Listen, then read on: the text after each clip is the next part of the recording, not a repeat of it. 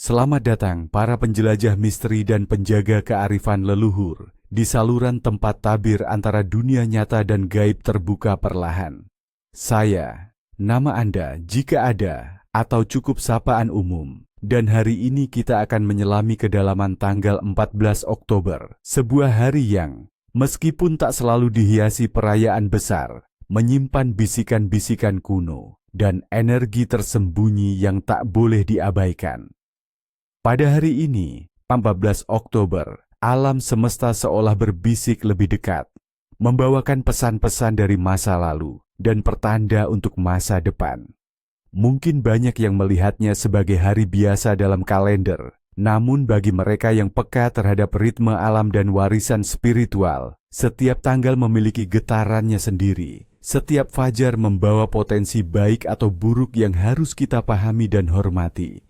Dalam konteks keagamaan universal, tanggal 14 Oktober diperingati sebagai hari wafatnya Santo Callistus Emperau, seorang paus yang hidup di awal abad ke-3 Masehi.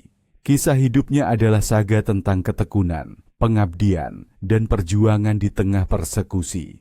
Bagi umat Kristiani, terutama Katolik, ia adalah teladan kesetiaan yang tak tergoyahkan. Ia sering dimohonkan untuk kesehatan, kekuatan iman, dan perlindungan dari penganiayaan.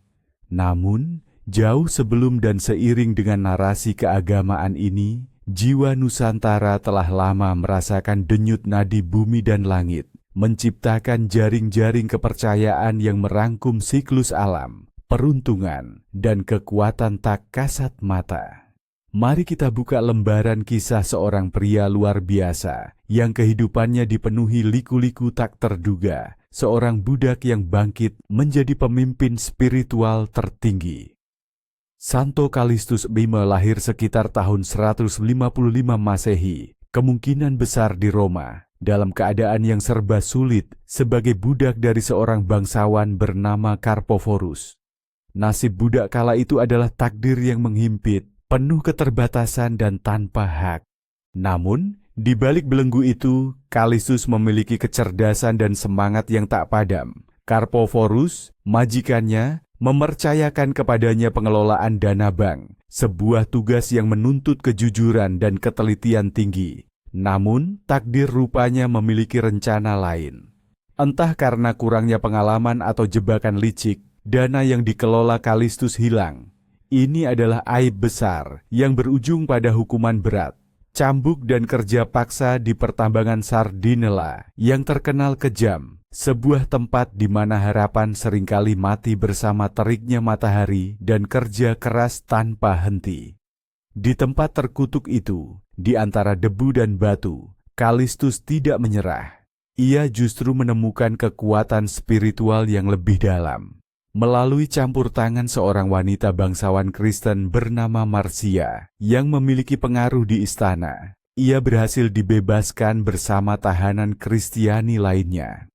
Kebebasan ini bukan hanya pembebasan fisik, tetapi juga awal dari perjalanan spiritualnya yang sesungguhnya.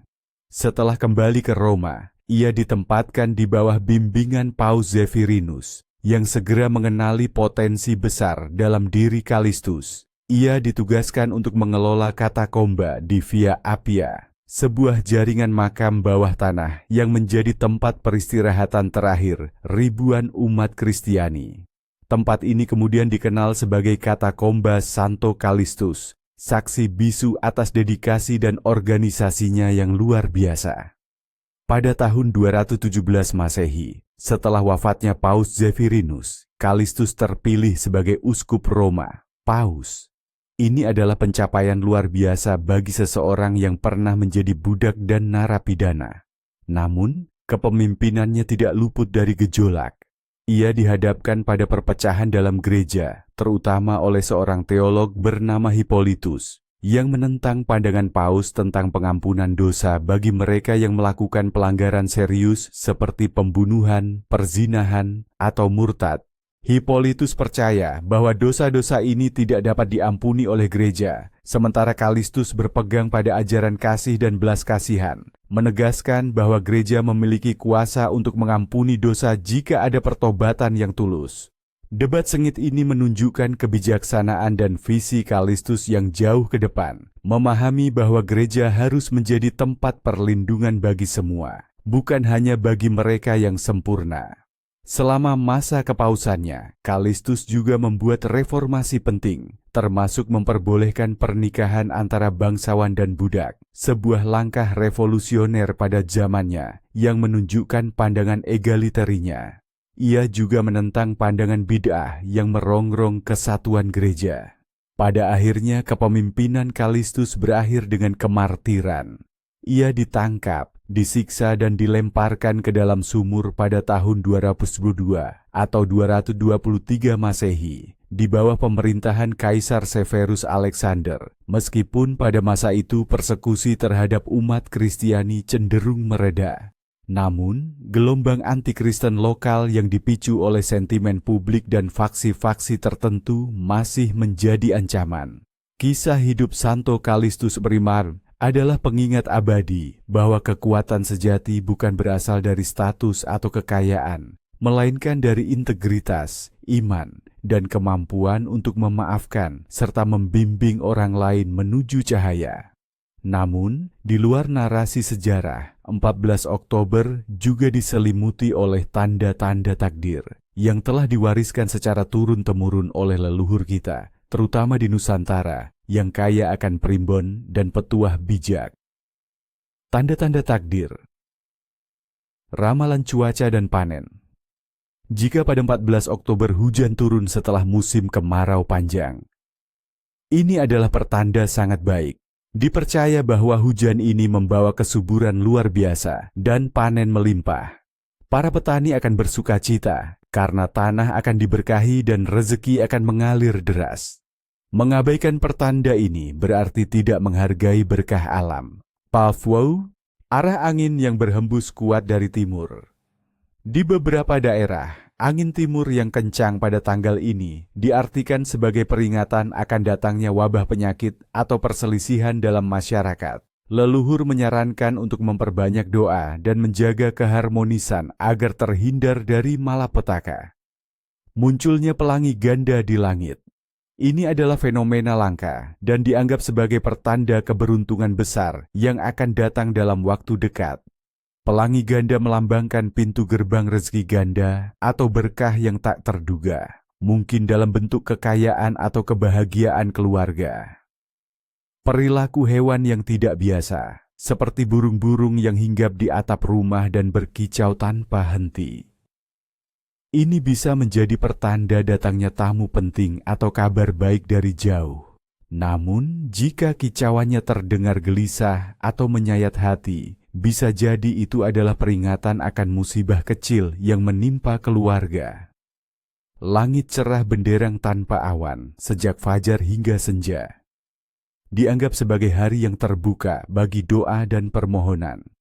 Energi positif alam semesta sedang melimpah, memudahkan terkabulnya hajat baik. Munculnya kabut tipis di pagi hari meskipun cuaca cerah. Kabut tipis di pagi hari pada tanggal ini diyakini sebagai penanda bahwa ada arwah leluhur yang sedang berkunjung atau mengirimkan pesan. Perbanyaklah doa untuk mereka dan renungkan petuah-petuah bijak yang pernah mereka sampaikan. Daun-daun berguguran lebih cepat dari biasanya.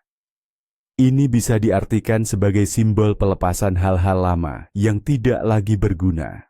Ini adalah momen untuk membuang kebiasaan buruk atau melepaskan beban emosional agar dapat memulai lembaran baru yang lebih baik. Ramalan, sehari-hari dan keuangan.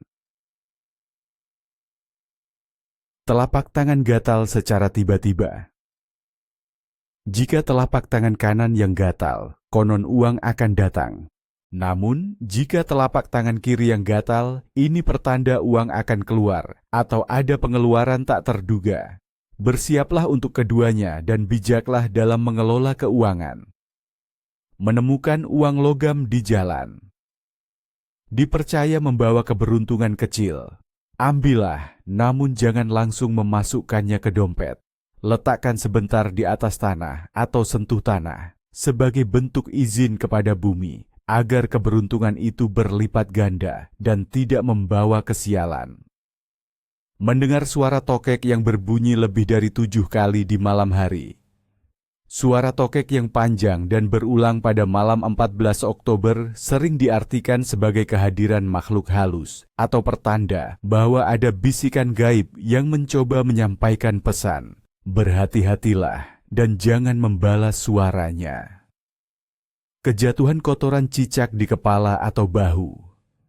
Ini dianggap sebagai pertanda kesialan. Segera bersihkan dan lakukan sedikit ritual kecil seperti memercikkan air ke area yang terkena untuk membersihkan energi negatif. Terjatuh atau tersandung tanpa sebab yang jelas. Ini sering diartikan sebagai peringatan dari alam bawah sadar atau penunggu tempat tersebut untuk lebih berhati-hati dalam setiap langkah dan perkataan. Mungkin ada bahaya tersembunyi yang mengintai. Makna mimpi di malam 14 Oktober. Malam 14 Oktober dipercaya sebagai waktu di mana batas antara alam sadar dan alam bawah sadar menjadi tipis, memungkinkan mimpi membawa pesan-pesan penting. Mimpi melihat air jernih yang mengalir. Ini adalah pertanda baik, melambangkan pembersihan diri, kelancaran rezeki, dan kejernihan pikiran. Jika Anda memiliki masalah, mimpi ini menandakan solusi akan segera datang. Namun, jika airnya keruh atau banjir, itu bisa menjadi peringatan akan emosi yang meluap atau konflik yang akan datang. Mimpi bertemu ular. Ular adalah simbol yang kompleks. Ular yang jinak atau sedang tidur bisa berarti kekuatan tersembunyi, penyembuhan, atau kebijaksanaan yang akan Anda temukan. Namun jika Anda digigit ular atau melihat ular berbisa yang agresif, itu bisa menjadi peringatan akan pengkhianatan, bahaya, atau musuh dalam selimut. Mimpi terbang tinggi di angkasa. Ini melambangkan kebebasan, ambisi yang tinggi, dan keinginan untuk melepaskan diri dari batasan. Ini bisa menjadi tanda bahwa Anda siap untuk mencapai tujuan besar atau menemukan terobosan dalam hidup. Mimpi gigi copot atau tanggal. Ini adalah salah satu mimpi yang paling sering ditafsirkan sebagai pertanda buruk. Gigi bagian atas sering dikaitkan dengan anggota keluarga yang lebih tua atau yang dihormati, sementara gigi bawah dengan anggota keluarga yang lebih muda. Mimpi ini bisa melambangkan kehilangan, kesedihan, atau masalah kesehatan dalam keluarga. Mimpi dikejar-kejar. Mimpi ini seringkali mencerminkan perasaan cemas, stres, atau keinginan untuk menghindari suatu masalah dalam kehidupan nyata. Ini bisa menjadi panggilan untuk menghadapi ketakutan Anda dan menyelesaikan konflik yang belum terselesaikan. Mimpi melihat orang yang sudah meninggal. Ini sering dianggap sebagai kunjungan spiritual. Jika orang yang meninggal itu tersenyum atau memberikan nasihat, itu adalah pesan positif atau berkah. Jika mereka terlihat sedih atau marah, mungkin ada pesan yang belum tersampaikan, atau ada hal yang perlu Anda selesaikan terkait mereka. Mereka yang lahir di hari ini. Mereka yang lahir pada 14 Oktober diyakini memiliki karakter yang unik, seperti perpaduan antara kebijaksanaan, ketahanan, dan sedikit sentuhan misteri. Mereka adalah individu yang memiliki intuisi yang kuat, seringkali bisa merasakan hal-hal yang tidak terlihat oleh mata telanjang.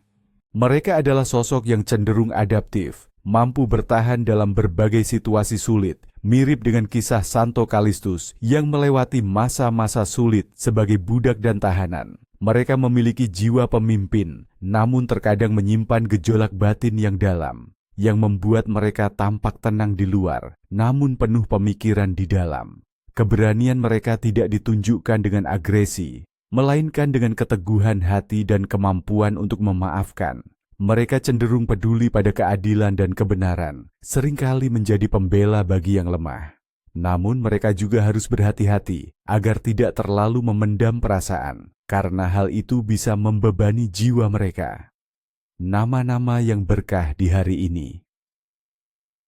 Dalam tradisi Nusantara, Meskipun tidak ada hari nama yang baku seperti di barat, nama-nama yang memiliki makna baik selalu dianggap membawa berkah. Untuk mereka yang lahir atau memiliki kedekatan dengan energi 14 Oktober, nama-nama yang melambangkan cahaya, kekuatan, atau keadilan akan sangat cocok. Contohnya, nama Kusuma yang berarti bunga atau keindahan, sering diasosiasikan dengan kemuliaan, atau Aditya yang berarti matahari, melambangkan pencerahan dan kekuatan. Putri atau putra adalah nama universal yang berarti anak bangsawan, membawa harapan akan masa depan yang cerah dan dihormati. Mari kita ambil contoh nama Citra. Seseorang bernama Citra seringkali diasosiasikan dengan citra diri yang baik, pandai membawa diri, dan memiliki aura positif yang menarik orang lain. Mereka biasanya memiliki bakat artistik atau kecenderungan untuk selalu melihat sisi baik dalam segala hal, membawa pencerahan bagi lingkungan sekitarnya. Tradisi dan ritual. Apa yang harus dilakukan? Untuk menyelaraskan diri dengan energi 14 Oktober dan menarik keberuntungan, ada beberapa tradisi dan ritual yang bisa Anda praktikan yang berakar pada kearifan lokal Nusantara. 1. Ritual membersihkan diri dan ruang. Satiji. Derek tujuan, membuang energi negatif, menyegarkan jiwa dan raga, serta menarik keberuntungan. Apa yang dibutuhkan? Air bersih, sebaiknya air sumur atau mata air, daun pandan, bunga melati, sedikit garam kasar. Kapan dan bagaimana? Lakukan di pagi hari. Campurkan daun pandan yang sudah diiris tipis, bunga melati, dan garam kasar ke dalam air bersih. Mandilah seperti biasa, lalu di akhir bilasan, siramkan air campuran ini ke seluruh tubuh dari kepala hingga kaki, sambil mengucapkan niat dalam hati. Ya Tuhan, bersihkanlah diriku dari segala kotoran lahir dan batin. Jauhkanlah aku dari segala mara bahaya, dan dekatkanlah rezeki serta kebahagiaan. Setelah mandi, biarkan air mengering di tubuh atau keringkan dengan handuk bersih. Untuk rumah, percikkan sisa air yang sama ke sudut-sudut rumah, terutama di area yang jarang dijamah.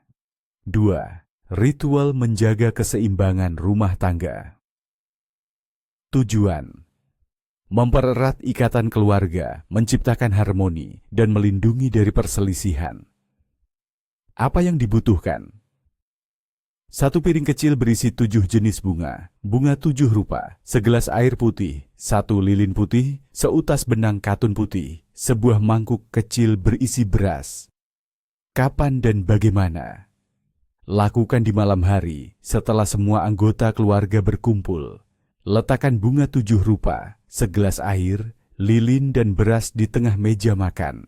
Nyalakan lilin. Setiap anggota keluarga harus memegang seutas benang katun putih, lalu mengikatkannya ke pergelangan tangan masing-masing sebagai simbol ikatan. Kemudian, secara bergantian, setiap anggota keluarga mengambil sedikit beras dari mangkuk dan menaburkannya ke bunga, sambil mengucapkan doa atau harapan baik untuk keluarga. Setelah itu, matikan lilin, buang bunga ke tanah di luar rumah, dan simpan benang di tempat yang aman. Airnya bisa diminum oleh seluruh keluarga. 3. Ritual sedekah bumi tolak bala sederhana. Pati tujuan: memberikan penghormatan kepada alam, menolak kesialan, dan memohon berkah. Apa yang dibutuhkan? Sedikit makanan manis, misalnya kue tradisional, buah-buahan, air putih dalam wadah kecil, bunga kecil, daun sirih. Kapan dan bagaimana? Lakukan di sore hari. Carilah tempat di halaman rumah yang rindang atau di bawah pohon. Letakkan semua persembahan di atas daun pisang atau piring kecil. Dengan tenang, duduklah bersila di dekat persembahan. Ucapkan niat dalam hati. Wahai Ibu Pertiwi, wahai kekuatan alam semesta, terimalah persembahan sederhana ini. Lindungilah aku dan keluargaku dari segala mara bahaya.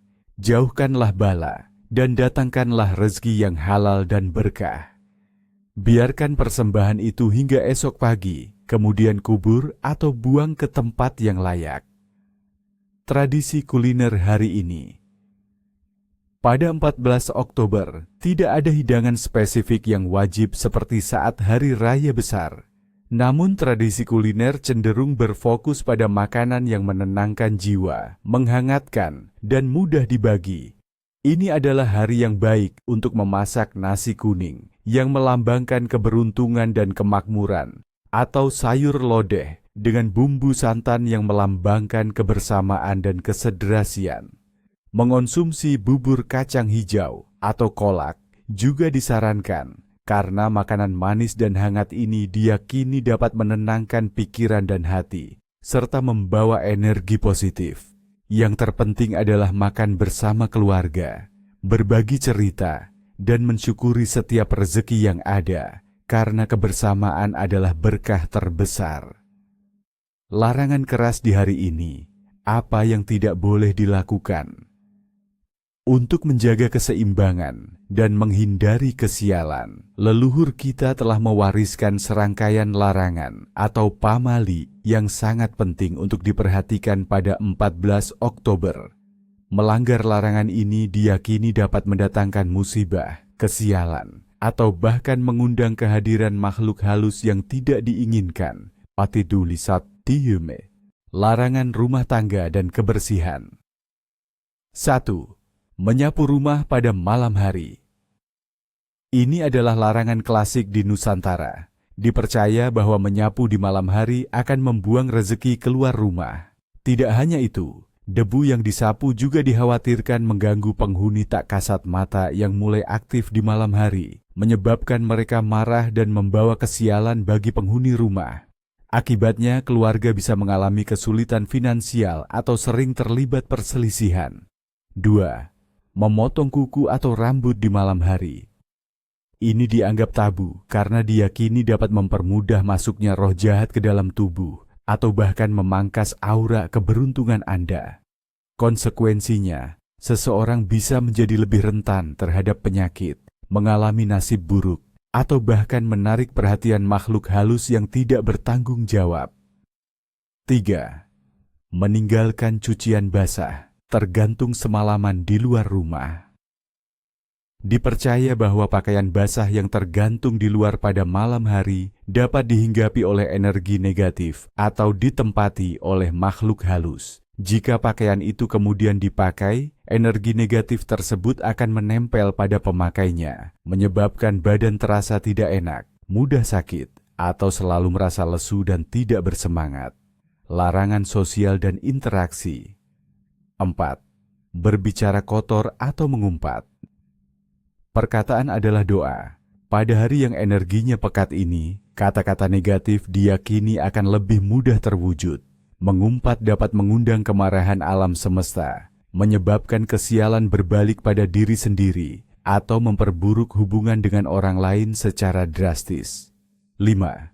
Meminjamkan uang atau barang berharga setelah matahari terbenam. Dipercaya dapat membuang rezeki atau keberuntungan dari rumah Anda.